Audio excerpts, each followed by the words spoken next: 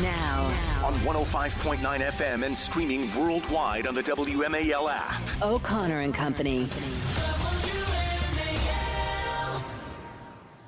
It's the big 8 o'clock hour here on O'Connor and Company. It's 8:06. If you missed any of our first 3 hours of this program, please subscribe to our podcast so you can download it and stay up to speed on everything that goes on, especially our conversation with Joe DeGeneva earlier today. It's always a good one. Hey, coming up in 30 minutes, Kahn, he's composed this new song, Fighter, about Donald Trump. They played it at that rally in Butler.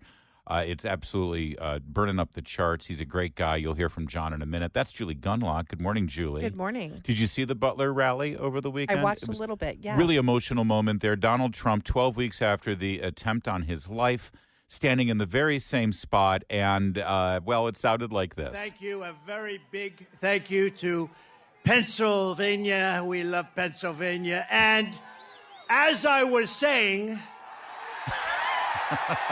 And then he turned to the right. So smart. Turned to that chart on the screen about immigration that happened that moment. And it sort of cleansed that moment for all of us because I'm still freaked out, scared, and angry about what happened 12 weeks ago. I still feel like we as a people haven't come to terms with what happened. Our government certainly hasn't. The media certainly doesn't care. The media tried to ignore it. So imagine what it was like to be there. And, well, we don't have to imagine because we're joined right now by Sean Parnell, who, of course, is a great Pennsylvania and a great American patriot who was there 12 weeks ago. And, well, Sean, I mean, listen, you've seen your share of combat. You're a combat veteran, infantry captain, retired. You were with the 10th Mountain Division.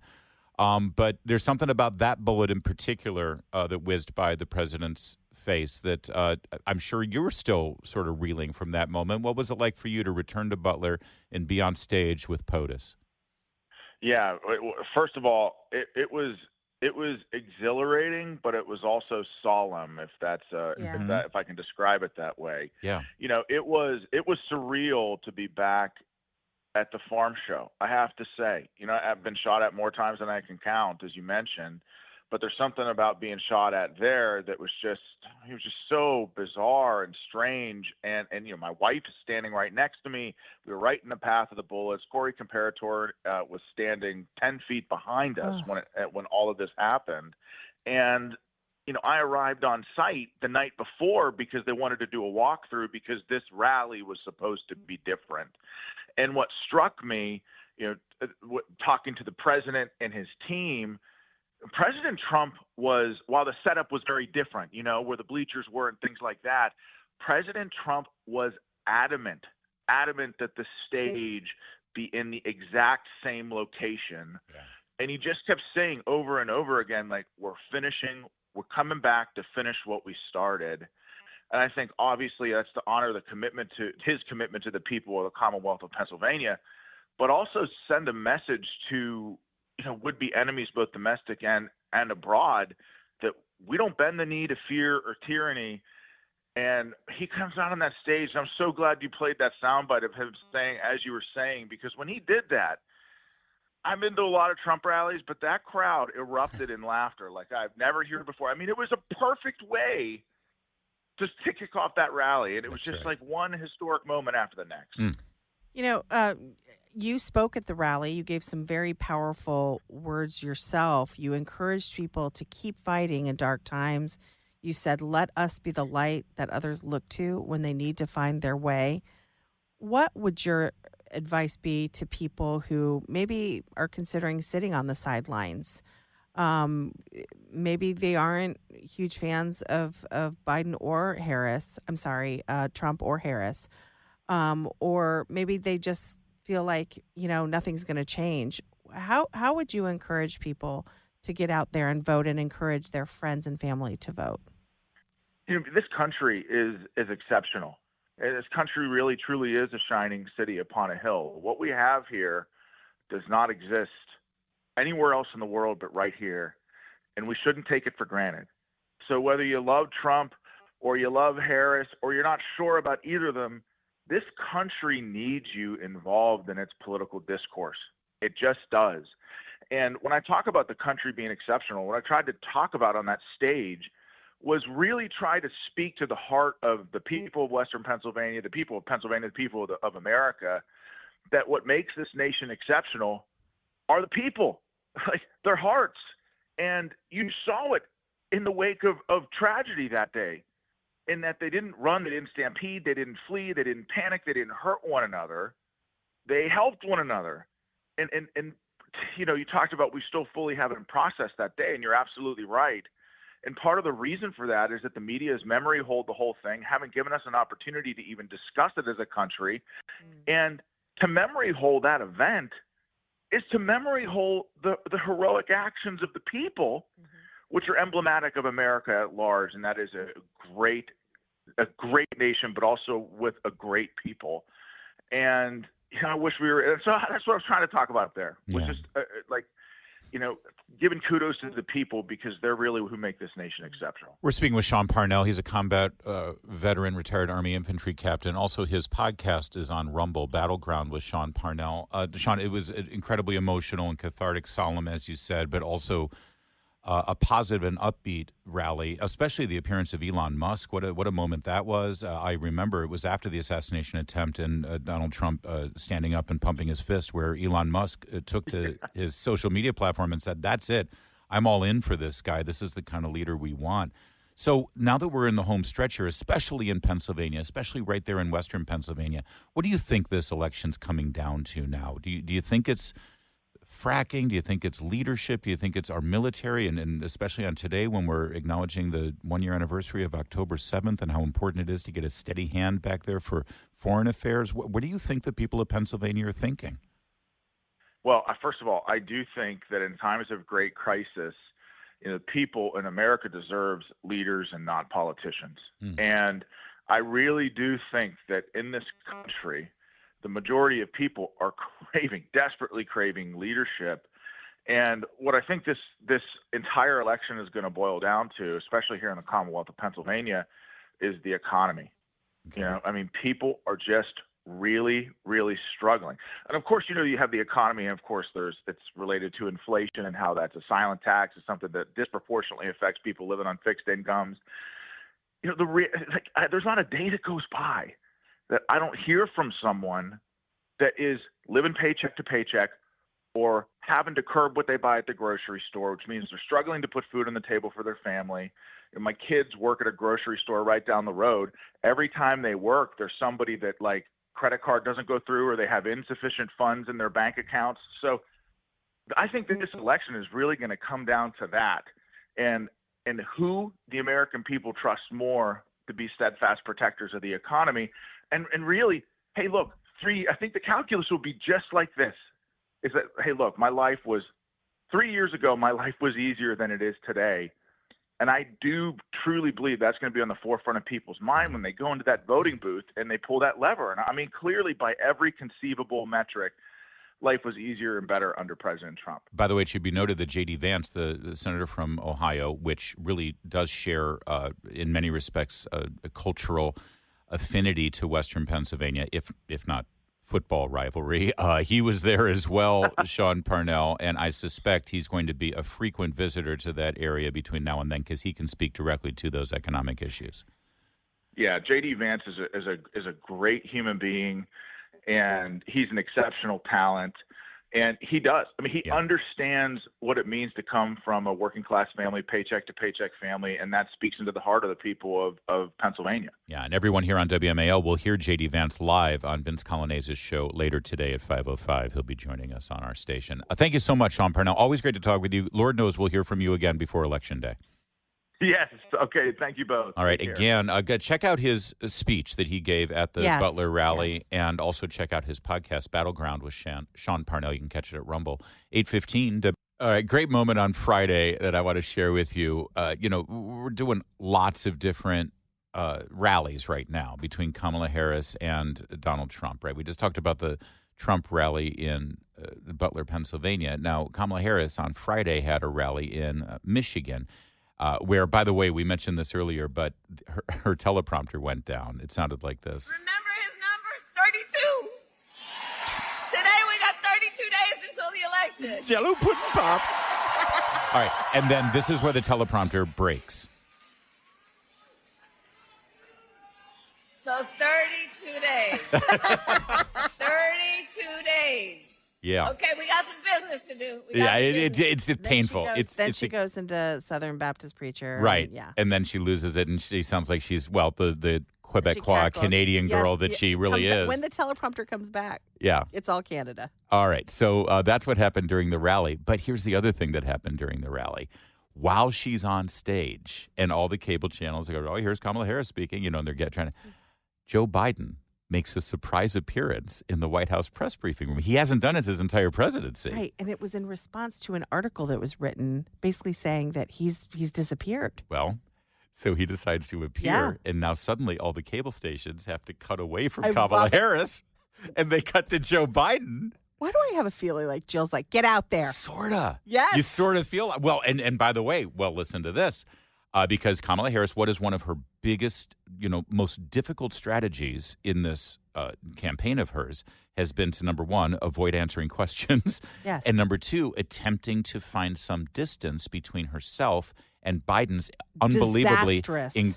unpopular policies. She does have a Economic- she does have It's a not tough an si- it's not- easy because she needle to also thread. she also has to pretend that Joe's just fine to be president, Right. while we quietly escorted him out of the building. Right. But of course, the media is never going to press her on these things, so she can get away with it. Right.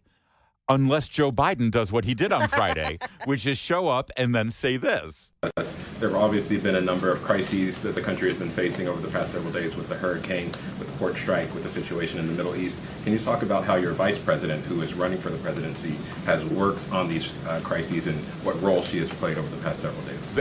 It's so great because these crises, by the way, are all disasters.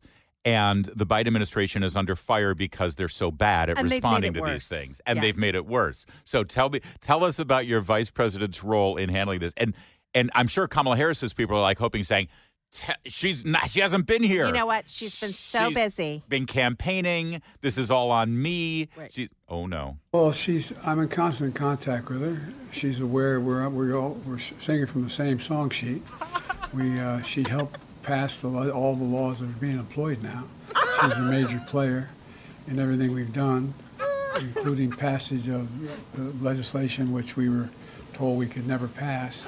And so she's been, and her staff is interlocked with mine in terms of all the things we're doing. Every single thing you see is Kamala's right there with me. You vote for her, you vote for another Biden That's right. administration. 4 more Exactly. years, which means more of the Obama administration, frankly. I wonder. I do wonder. if this is really just them saying, screw it. And We're going to honestly, sabotage I think her. it would be fairly easy to tell Joe Biden, hey, Kamala wants this. Right. They want you to give her a big, it's been a while. She needs a boost. And he trots out there, I'm going to do a great We're job. singing from the same song Right. sheet.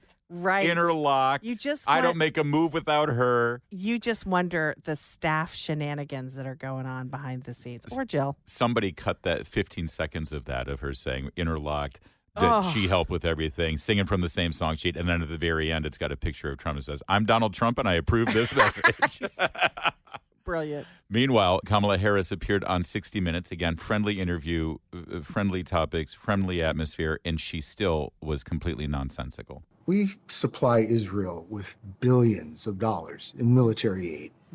And yet Prime Minister Netanyahu seems to be charting his own course. The Biden-Harris administration has pressed him to agree to a ceasefire. He's resisted. You urged him not to go into Lebanon. He went in anyway. He has promised to make Iran pay for the missile attack, and that has the potential of expanding the war. Does the U.S. have no sway over Prime Minister Netanyahu? By the way, an odious aspect of this question from the beginning, especially on the eve of the 1-year anniversary of the October 7th No mention. attacks. I was thinking the same thing. But this whole idea that it's like, well, we're selling arms to them, so don't we own him? Shouldn't he do what we Yes. tell him to do? Yes. Which, I mean, yes, we should have some influence there, and we should, but it's despicable, the premise of the question, which of course Kamala Harris will not object to. She'll accept that premise, but then listen to the word salad. The aid that we have given Israel allowed Israel to defend itself against 200 ballistic missiles that were just meant to attack the Israelis and the people of Israel. And when we think about the threat that Hamas, Hezbollah presents, Iran, I think that it is, without any question, our imperative to do what we can to allow Israel to defend itself against those kinds of attacks. Now, the work that we do diplomatically with the leadership of Israel is an ongoing pursuit. All right. Now, the first part of that answer was actually good, and I don't give her it. But then she immediately pivots and says, "But of course, we need to, work with Hamas and Hezbollah and try to say blah blah Can blah." I just say one thing though? Yeah. Boy, does she take a long time to make a pretty obvious point. I mean, just you played that first part. I didn't have any major objections either, but it just takes. It's politician speak. Yeah. No, it's slow. It's just. I mean, most politicians are fast. You think they she's talk thinking and trying to remember her lines? I don't know. It's bizarre. Well, and then there was this. In terms of putting that pressure But on Israel and in the region, including Arab leaders. But it seems that Prime Minister Netanyahu is not listening. Well, Bill, the work that we have done has resulted in a number of movements in that region by Israel that were very much prompted by or a result of many things, including our advocacy for what needs to happen in the region. She is completely out of her depth. And you broke that. You broke that entire statement down. You slowed it down, and then we went through each of the statements that she made. It makes no sense. It's a totally circuitous kind of point that she makes that doesn't point to anything. You're right. It was a great moment in our program. It happened 3 hours ago, and if anyone missed it, oh no, you can download the podcast and you'll get a copy of it there. That is John Kahn, our guest, joining us right now. He co-wrote and performed this song, "Fighter," I believe inspired by the events of 12 weeks ago in Butler, Pennsylvania. But honestly, it could be inspired by all of Donald Trump's public political career, frankly. John, good morning, and congratulations on the success of this song, my friend. Oh, Larry, great to be with you. We've had a long history, you and I. We have. I mentioned you earlier in the show when we played some of this song. John was one of Andrew Breitbart's oldest friends and was, well, you just sort of like you were just hanging around and you were underfoot all the time in the offices back in the day. And I'm teasing. No, you were an inspiration. And then after Andrew's death, of course, John sort of became the heart of the Breitbart company there as we tried to soldier on without Andrew. Hey, John, what did inspire? Was it the assassination attempt on Trump that inspired this song? Because if so, you guys threw together the song and the video pretty quickly. Well, actually, it wasn't. Most people think it was inspired by that first assassination attempt. It was actually written before, and it came to me when I was watching, the results of that bogus New York trial. And, in that bogus conviction, I was just watching the news and I watched him come up to the microphones after, and I was looking at him and I just thought, how much can one man take? Since 2016, since he got elected, I mean, there were impeachments, he got deplatformed, all this lawfare, raids on Mar-a-Lago, the whole thing. And I just watched him go up to the mics and thought, man, this guy is unstoppable, and it doesn't matter what they throw at him. And that's what inspired me to walk over to the piano and hit a few chords and come up with the title and a few lyrics. And I took that song, it was sort of half finished, and I took it to Nashville where I was working with an amazing writer named Chris Wallen, who's written for Toby Keith and Garth Brooks. Well, that's not claim to fame right now. Right now, Ixnay on the Earth Grey, Uxbray. Yeah. Maybe I'll take that out of his. I'll take it out of his resume. Although prior to this, it was still an accomplishment. Before all this, and we sat in a room, and I knew Chris's ideology was not going to be such that I'd be canceled if I brought the idea in the room. And we knocked it around for an hour and a half, and we tinkered with it for weeks after that. And then when the Butler rally happened and he stood up and said, "Fight, fight, fight," I got chills all down my body. I called Chris. I said, we got to produce this song because it felt somewhat providential. And then, I created the video and that's the Well, that's the and, you know, top of the charts, by the way, and absolutely selling like crazy. Donald Trump himself tweeted out the video on it. So congratulations. I'm so happy to see not just the work that you did and the great artistry, but the fact that people respond and it's successful. I had to ask you, you know, you famously came out of the closet, as it were, as a conservative in the entertainment business. I have, obviously, I relate to that. You and I both had to sort of be anonymous for a while as we were sort of sticking our toe in the water. But that was back in the day when, you know, for me, when John McCain was the representative of the conservative and Republican movement. And for you, I think it was Mitt Romney. You were a few years after me. And everyone's like, oh, things were different then. No, I mean, like it was easy to be a conservative Republican in the entertainment business back then, right? I mean, people have to understand that everyone says, oh, it's only because of Trump that things are divided. Hell no, John Kahn. No, you're absolutely right. It was brutal back then. And, you know, I started this thing, during the Tea Party movement. Yeah. You know, I was going around with Andrew singing a song called American Heart with a hat and sunglasses and using a fake name. Right. And I like you remember. said, that was back then. And this, you know, the climate here, at least in LA, is far worse now than it was back then. And I think that's part of the reason, you know, I'm excited about this song's reception is it was inspired by President Trump, but it's also for his supporters Mm-hmm. and the folks that are fighting alongside him that you know, have to deal with that kind of stuff depending on where they live and whatnot. You have to dodge different kind of bullets, Julie.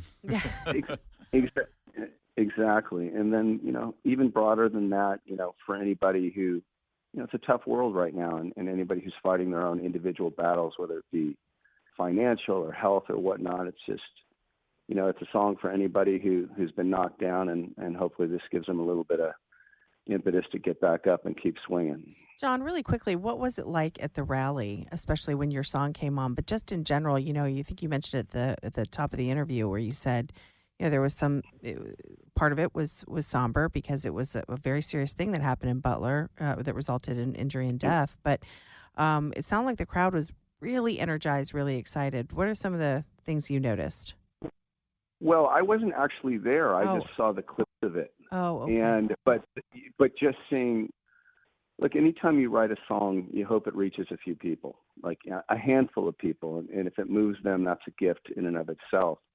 But to watch that historic event and the courage that it took for him to go back there and stand on that stage again and see all those people, you know, to know that something you've created is reaching that many people in that kind of moving scenario is sort of, to be honest, it's sort of beyond comprehension. Yeah. Johnny Kahn, top of the billboards. John, where do you want people to get this song and download it? What's the best way? Because there's lots of different avenues out there to get digital music now, but some of them are friendly to us than others. What do you prefer?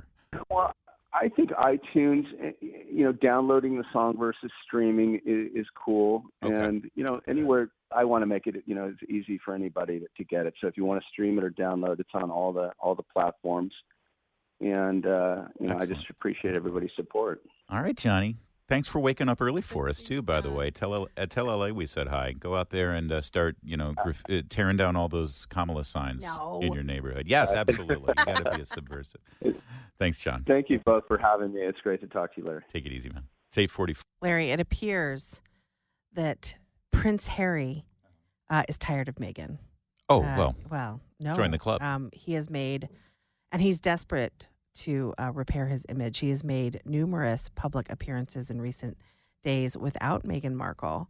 And she was at a charity in LA this weekend, wore that red dress, that plunging neckline, red dress. Oh, hold on. I missed that when I Googled that. And there's some gossip that's come out of that, too. Apparently, she was not invited. She didn't sit for the dinner. She just came and walked the red carpet and then left out a side door. Fantastic.